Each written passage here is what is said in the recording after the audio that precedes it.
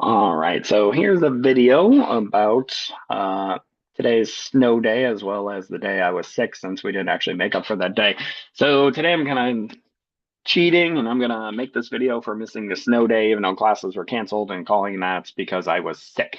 So just to run it, so we were going over our proof of basically Kepler's second law. So we're looking at, in this case, Kepler's second law. So again, what Kepler's second law says then is that all planets revolve around the sun in an elliptical fashion, where the sun is at one focus, which in this case is here, and then the other focus is empty.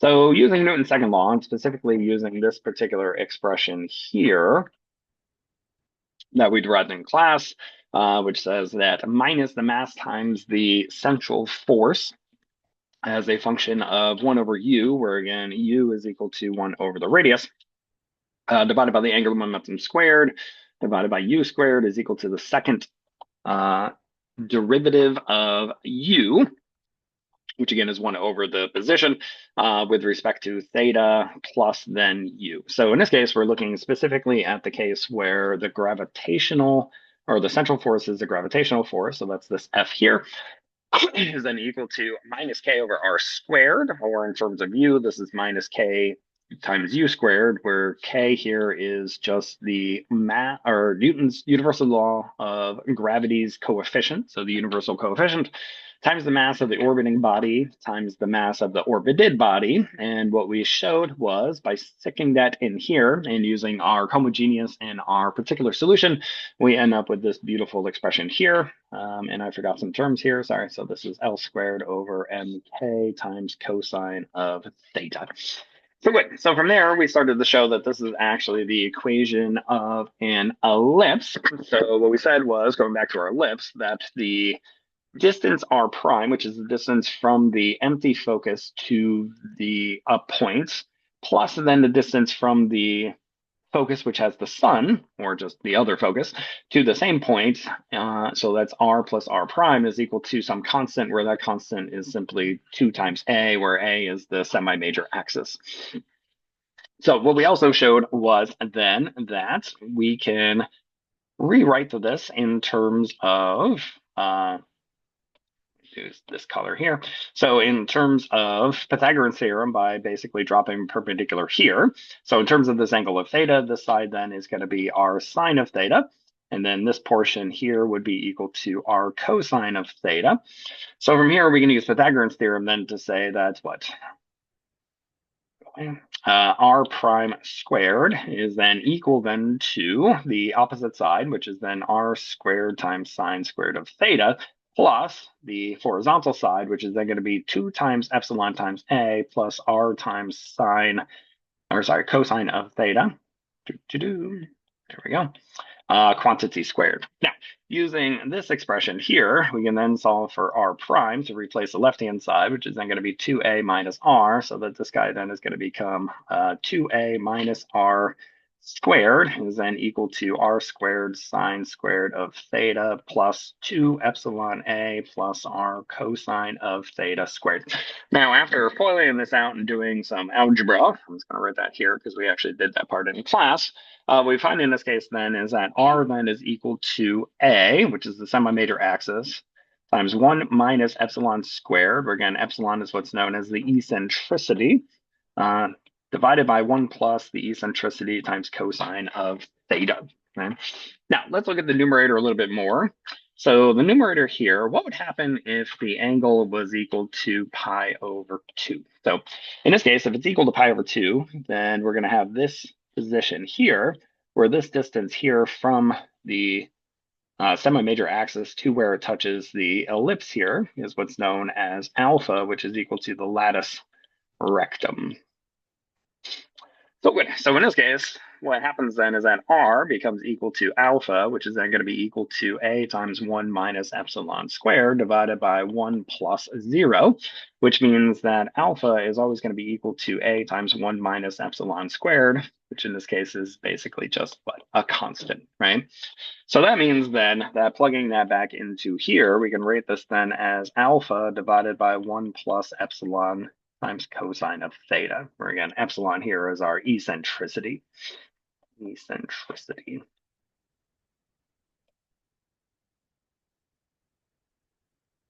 So the eccentricity is the deviation of the uh, ellipse from being a circle. So meaning that the eccentricity equal to 0 is a circle. And then basically anything between epsilon is equal to 1 and epsilon is equal to 0 is what we call a ellipse.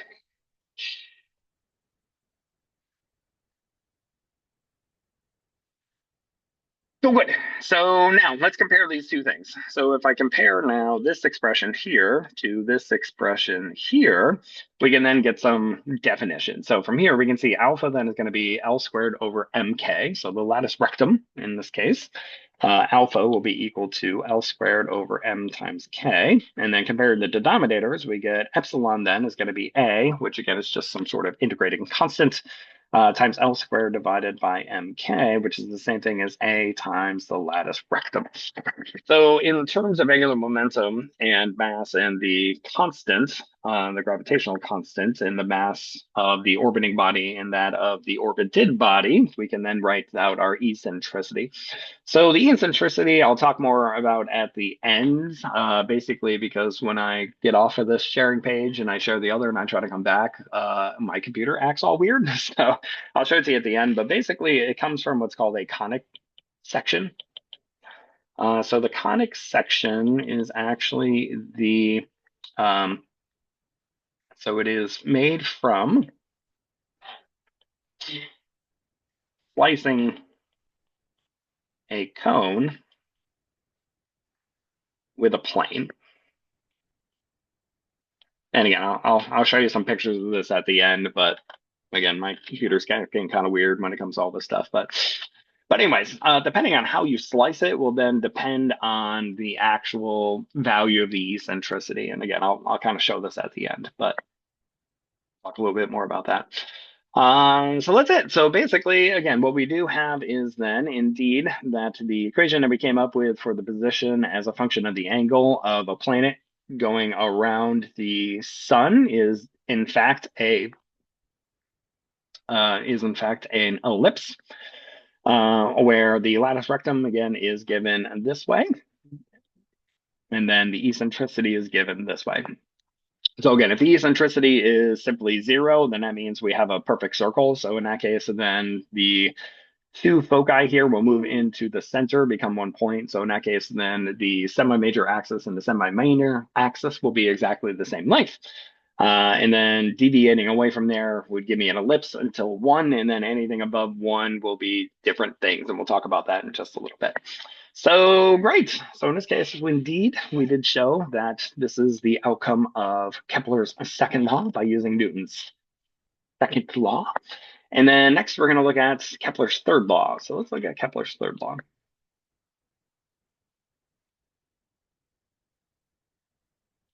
Good. So Kepler's third law uses, first of all, Kepler's first law. So let's remind ourselves. So Kepler's first law said that what? The aerial velocity was equal to a constant, which was equal to the angular momentum divided by twice the mass. And again, we got this by simply saying that the torque was equal to 0, and this was the only thing that we had to do, right? So if the torque is equal to 0, this means our angular momentum then is equal to a constant, which means that our instantaneous plane that this guy is orbiting through never changes because the angular momentum will be perpendicular to that plane. But since there's no torque, then the angular momentum can't change. So that allowed us to put it down into a 2-dimensional problem instead of a 3-dimensional problem. Now, remind ourselves. So the third law says that what? The period squared is actually proportional to the semi-major axis cubed. So let's show where that actually comes from by starting off with Kepler's first law. So using Kepler's first law, we can write this then as the aerial velocity, or the time rate of change of the area, then is going to be equal to the angular momentum divided by twice the mass. So now using our separation of variables, if we multiply both sides by the time, we then get that what? dA is then equal to L over 2m times dt. Let's integrate each one. So let's integrate this from 0 to the area and integrate this guy from then 0 to the period. So this is the amount of time it takes for this guy to go through a full period. Good. So left-hand side, we're just going to get the integral of dA, which of course is a, evaluated from 0 to a, which is then just a. And then the right-hand side is going to become equal to the angular momentum times then the period divided by twice the mass.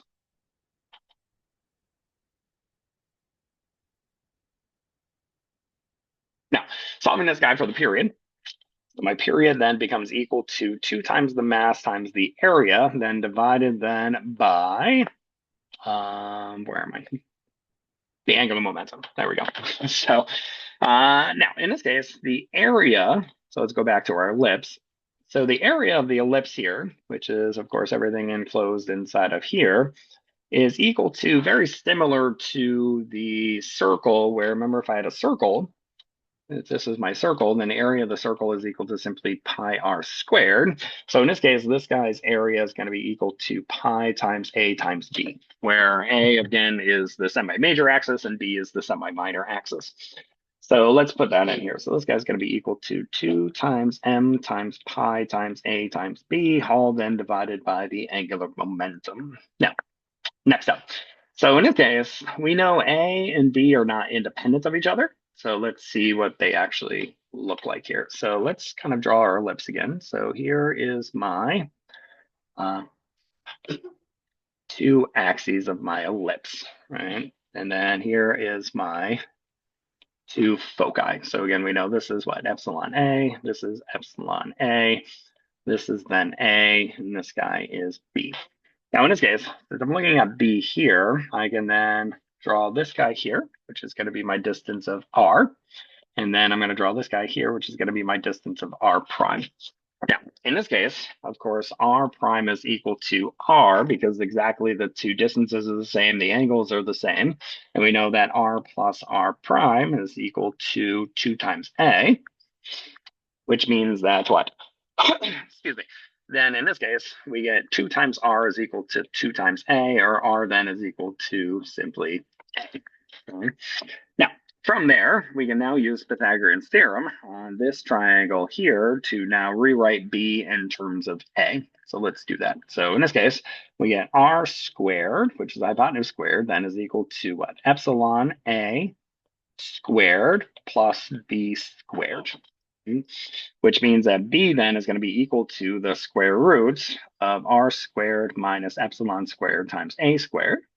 But again, we know r is simply a, so this is going to be the same thing then as the square root of a squared minus epsilon squared times a squared, which is the same thing as a times the square root of 1 minus epsilon squared. So fantastic. So this means that we can rewrite b in terms of a this way and plug that in. So now my period becomes twice the mass times pi times a squared times the square root of 1 minus epsilon squared divided by the angular momentum. So good. So because of that square root, let's go ahead and square both sides. So I'm going to get my period squared then is equal to 4 times the mass squared times pi squared times a to the 4th times 1 minus epsilon squared, all then divided by the angular momentum squared. Now, let's go back a little bit. So what we also said was that, going back to here, a times 1 minus epsilon squared is actually alpha, where alpha, again, is just my, it's just my lattice rectum, right? So in this case, we can solve for 1 minus epsilon squared as alpha divided by a. So let's plug that in here. So I'm going to get then a 4m squared pi squared a to the 4th over l squared times alpha divided by a. That actually looked like a squared. There we go. So in this case, of course, my a's are going to cancel. So this becomes now an a cubed. So we're going to get a 4m squared pi squared a cubed, alpha then divided by l squared. So good. So from here, we can see automatically that this guy actually is proportional to the semi-major axis cubed. So we get 4m squared pi squared, where am I? Alpha divided by L squared, all times the semi-major axis cubed. Now this multiplicative factor we can rewrite, again, using that alpha is equal to L squared over mk. So in this case, my L squareds are going to cancel. one of my m's are going to cancel. So let's do that. So this guy's going to be equal then to what? 4. That m's going to cancel. So I'm going to get a m pi squared. And then my L squareds are going to cancel. And then I'm going to get this guy then divided by K. Right? But K, again, we know is equal to GMM, which means that what? This M here would then cancel with this M. So finally, oops, forgot to multiply by A cubed. So finally, what we get is simply this guy becomes what? 4 pi squared over GM. So finally, what we get is that the period square then is equal to 4 pi squared divided by Newton's gravitational constant times the mass of the orbited body all times the semi-major axis cubed. So this is our proof of Kepler's third law by using Kepler's first law, which again only depended on the fact that this guy depended on the torque being equal to 0. So let's use this. Let's do a quick example. So what this says then is the altitude of a near circular low orbit satellite is about 200 miles. Okay, so what this means then is here's my Earth. So this is then the radius of the Earth. And then I have a low atmospheric satellite here who then has an altitude of, let's write that as H. So let me kind of redraw this here. So this is my H. This is my satellite here. So this is our low orbit guy. So it wants me to calculate the period of this guy here. Okay, awesome.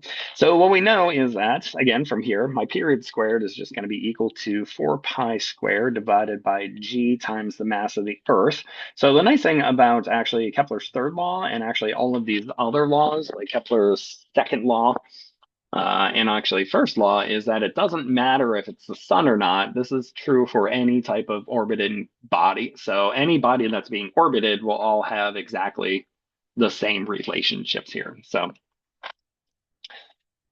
so cool. So in this case, of course, a cubed, since this guy is circular, is then going to be the total radius at which this guy is at. So in this case, this is going to be the radius of the Earth plus then the altitude cubed. Because again, this guy is circular, so in this case, the semi-major axis is simply equal to the radius. So good. So also note that near the surface of the Earth, we get g times the mass of the Earth, all divided by the radius of the Earth squared is actually equal to g, which is the acceleration due to gravity.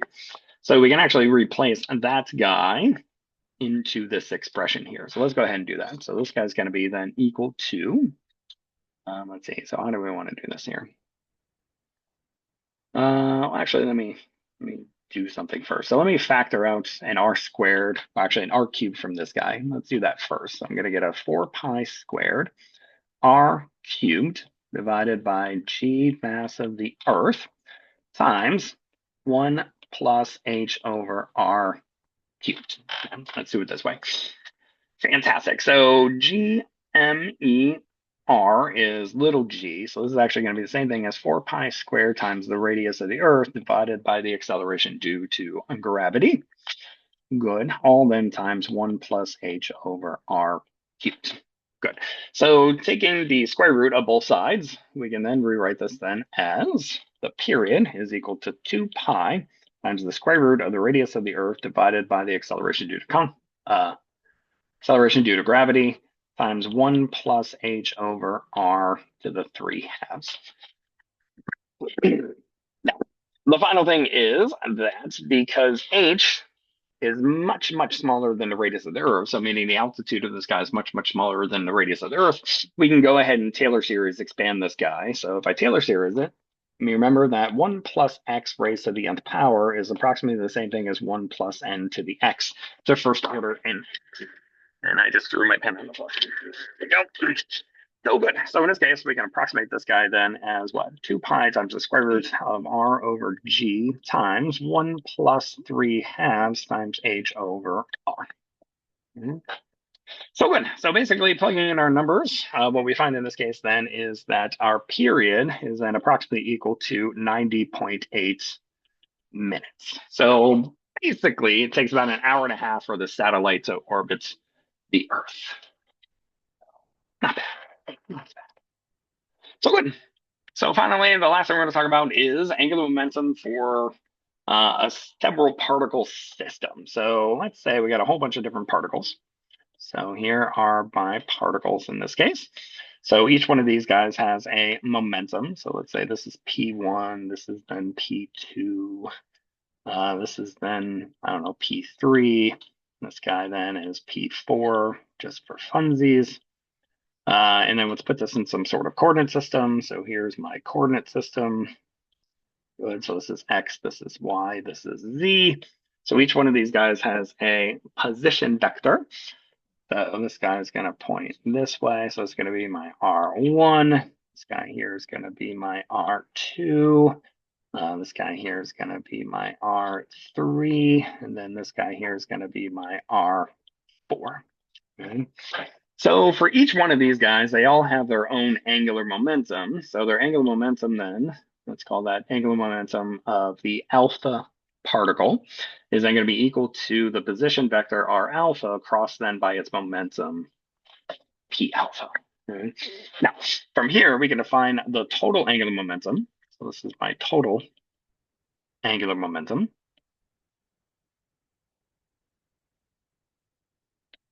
which is then going to be equal to the sum over alpha of all the individual angular momentum. Or in terms of the radius and the momentum, this is going to be the sum over alpha of the position vector R alpha crossed then by the momentum. Now, from here, let's look at the time rate of change.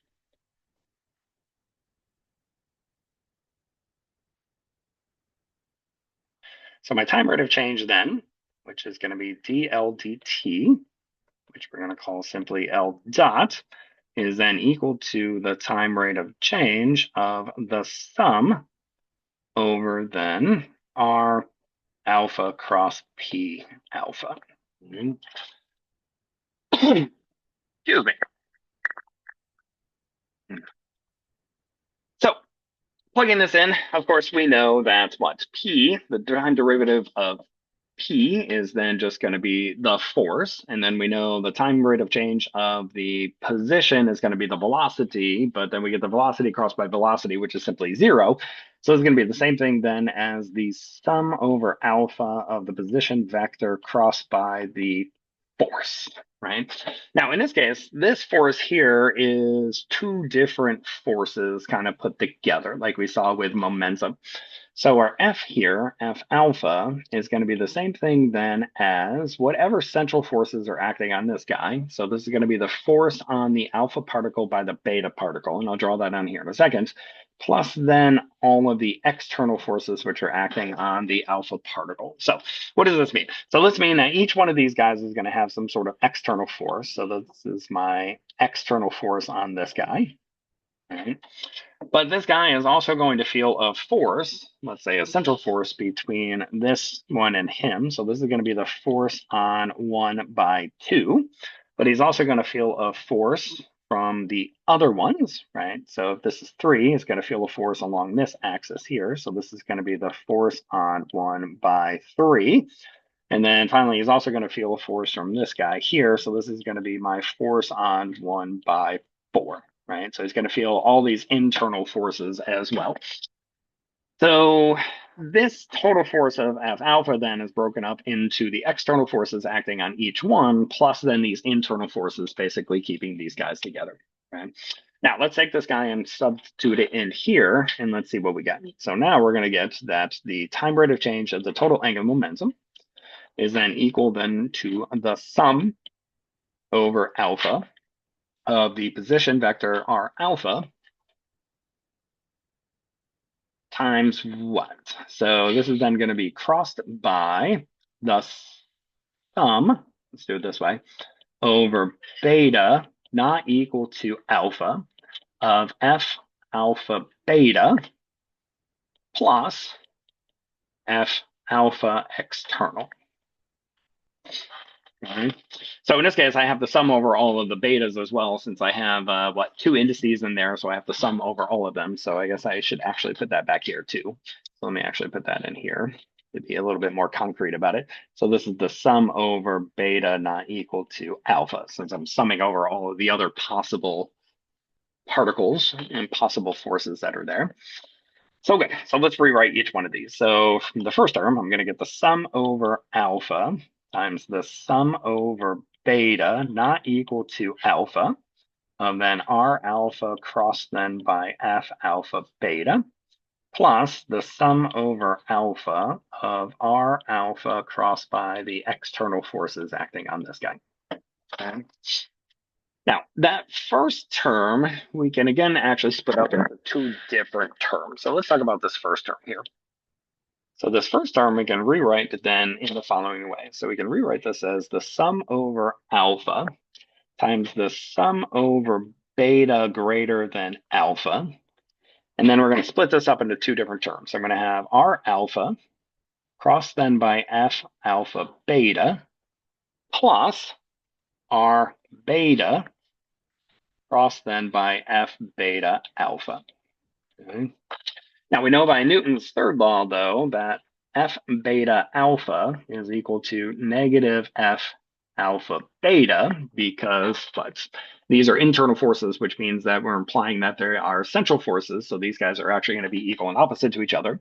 So I can rewrite this term then as the sum over alpha, sum over beta greater than alpha, of then R alpha minus R beta times then F, or actually crossed by F alpha beta. Okay. Now let's talk about this for just a second here. So what do I know? So in this case, let's go back. It's kind of convoluted. So let's go to a different picture. So if this is actually R alpha, and then this guy here is, say, R beta, then what's true? Then R alpha minus beta is going to be the direction of the position, which points from the beta to the alpha. So this guy's going to point in this direction. So this is now going to be actually R alpha minus R beta. Right? Now, again, what we know is that the force on alpha from beta will be along the line that connects the two of these guys. So what this says then is, notice that the direction of R alpha beta is in the opposite direction of R beta alpha, assuming that these guys are attractive forces.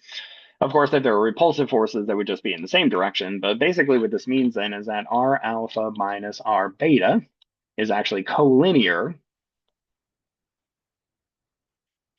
to F alpha beta.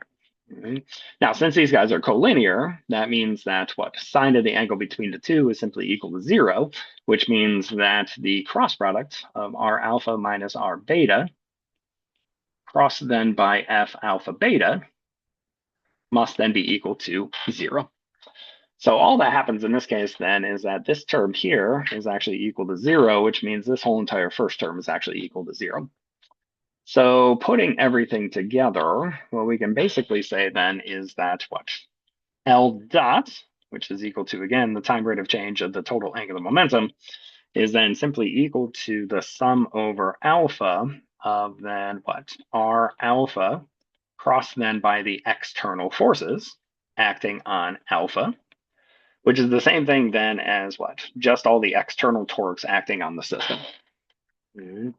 So basically, just like we found with the momentum, all the internal forces basically cancel, which basically just means that the only thing that's relevant are all the external forces, or in this case, all the external torques which are acting on the system.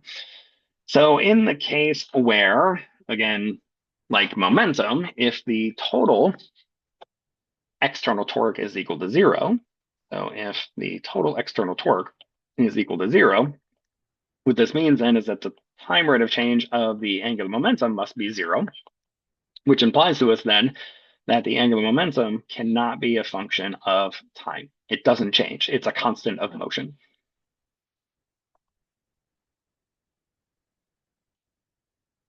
So good. So in this case, as long as the total torques acting on a system are equal to 0, that means the total angular momentum must be conserved. So it has to be the same at every point of time. So my initial angular momentum net total angular momentum must be equal to my final net total angular momentum. Now, again, just like with momentum, it doesn't mean that the individual momenta are the same. It just means that the net total amount of momentum must be the same. So let's use this. Let's do an example. So this says we have a long, thin rod of length L and mass M hangs from a pivot point at which it is free to swing in a vertical plane like a simple pendulum. Okay, so basically, here's my thin rod. So here's my thin rod pivoted at this point. Now, this guy's allowed to swing. So this guy has a length of L and a mass of M, and this guy's going to swing. And it says, calculate the total angular momentum of the rod as a function of its instantaneous angular velocity. Okay, so let's say this guy's allowed to swing in a circle. And this guy is going to swing with some sort of angular velocity of omega. Okay.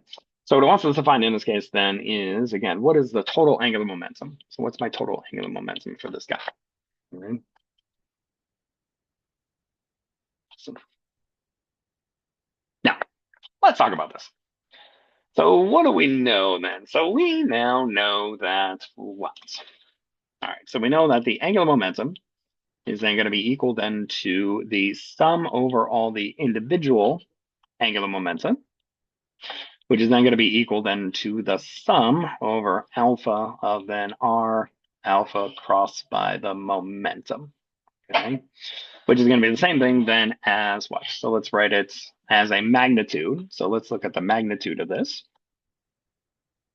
So this now is going to be equal to the sum over alpha of r alpha p alpha times sine of the angle between the two.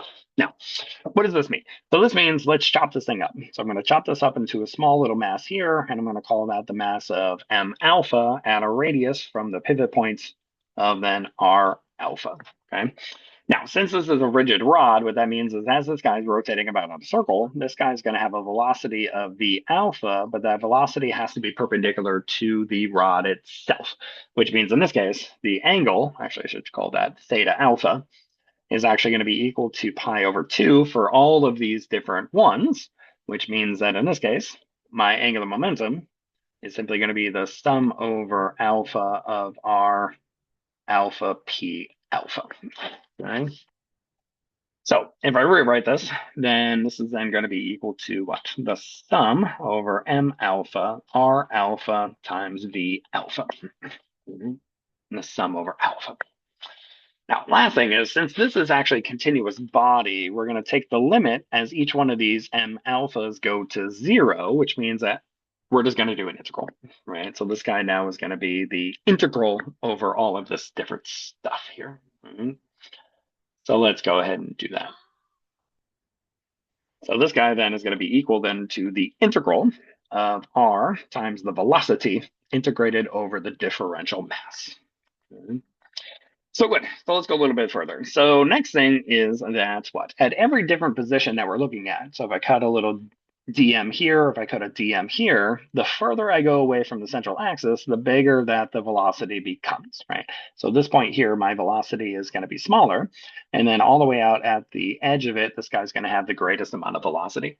But what is going to be true at any single point is that the angular velocity at all of these different points will all be exactly the same.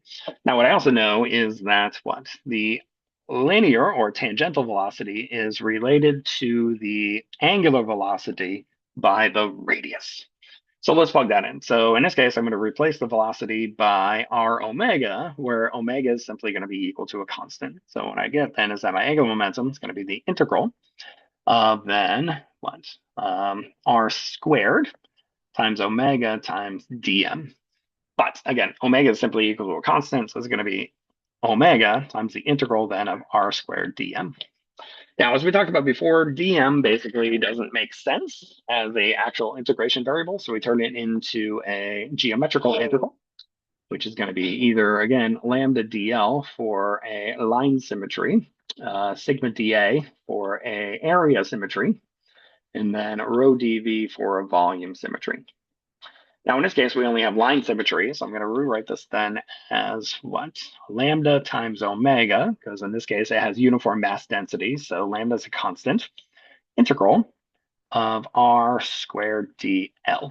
Now, finally, what is dl? So dl is, as I'm chopping this thing up, I'm also chopping it into small little dl's.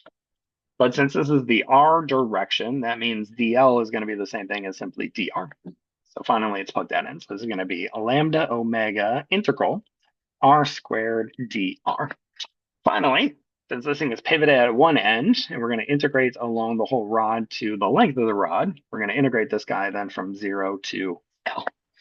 So plugging all this in, what we finally get then is that lambda omega times 1/3 of r cubed, evaluated from 0 to L, which is going to be the same thing then as 1/3 lambda omega times the length cubed. Awesome. Now, last thing is, we know that lambda is going to be equal to the mass, which is m, divided then by the total length of the object, which is L. So plugging this in, what we finally get then is 1/3 the mass times the length squared, all times the angular velocity. So this is my angular momentum. Now notice also from 205, which is our intermediate physics, this term here is actually nothing more than the moment of inertia. So I can finally write this guy then as the moment of inertia times the angular velocity, where a moment of inertia is equal to 1/3 the mass times the length squared. So again, here I'm writing that my moment of inertia is the sum over alpha of r alpha squared times m alpha in the discrete case. But in the continuous case, this guy is going to become equal to the integral of r squared dm. Now in vector form, all this means then is that my angular momentum is going to be equal to the moment of inertia, which is a constant, times then the angular velocity vector. So that's it. So the total angular momentum, as long as I'm dealing with a rigid body, is always going to be equal to this guy here, where the moment of inertia, again, is given this way. So if I have discrete objects, I simply sum them together like this. Or if I have the continuous object, then I'm going to simply integrate. So good. So this is the total angular momentum for a continuous, or for any number of particles. So again, the time rate of change of the total angular momentum is simply related to the external torques. So again, as long as the external torque is equal to 0, then the angular momentum then must be conserved. And then the total angular momentum itself is simply the sum over all of the individual angular momenta of the actual objects.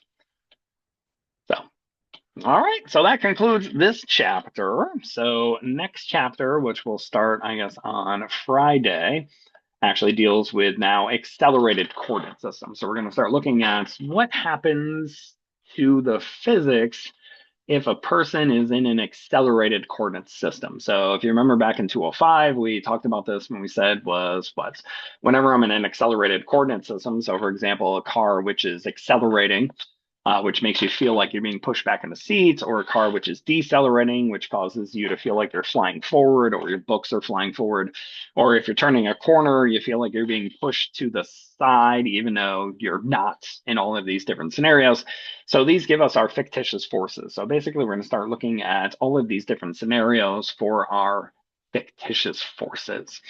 So last thing is, so let me quickly show, before I forget, the conic sections here. So let me do that here, because again, my computer, as I said, was acting a little strange. So let's go ahead and do that. So what are the conic sections? So let me make sure I'm actually sharing this. Yep, looks like it. Okay. So these are the conic sections. So again, a conic section is the intersection of a plane with a cone. So here's my right cone. And in the case where the plane is perpendicular to the axis of the cone, or meaning that the area vector of the plane is in the same direction as that of the cone, this gives us a circle. So the intersection between the two of those gives me a circle. Now, if I start to change the angle, so my area vector in this case points in this direction, so it's now at an angle relative to the central axis of the cone, I'm now going to create an ellipse. Now, this will be true all the way up to 1 when the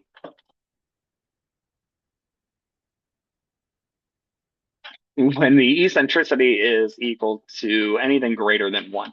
In that case, if it's 1 or greater, this is now going to give me a parabola. And then, actually, no, at 1, it gives me a parabola. And then anything greater than 1 actually gives me a hy hyperbolic system in this case. Now, what happens is as long as it's equal to 0, which is that case in the circle, then this is a closed bounded system. So basically meaning that my planet will always move in a circle. If I'm dealing with somewhere between 0 and 1, where this guy now is also bounded because it creates an ellipse, and then once I hit 1, when it becomes a parabola, then in this case it becomes unbounded, which basically means that this is what we call scattering. So if I had a object like a planet or an asteroid or something coming in, it would come in, basically wrap around the sun or the earth or whatever it is, and then basically get shot back out to infinity. So it would come in from infinity, wrap around, and then get shot out. So in aerospace, this would be what? So basically what they call slingshots. So this is how we slingshot around the moon, for example. And then hyperbola here is basically just a more extreme case. So again, it's unbounded. So again, my object will come in from infinity, slingshot around, and then basically go all the way out to infinity again in this case. So this is the conic section. So again, all the conic section is the intersection of a plane with then the cone. So again, at eccentricity of 0, or when these guys are perpendicular to each other or area vectors, they're parallel, gives me the circle. Any angle up to a certain amount will then give me the ellipse. So this is my eccentricity somewhere between 0 and 1. At 1, this gives me my hyperbola, and then my parabola, sorry. And then finally, anything greater than 1 is my hyperbola. So, all right, so that's all I got for you today. And yeah, I'll see you guys on Friday. All right, bye.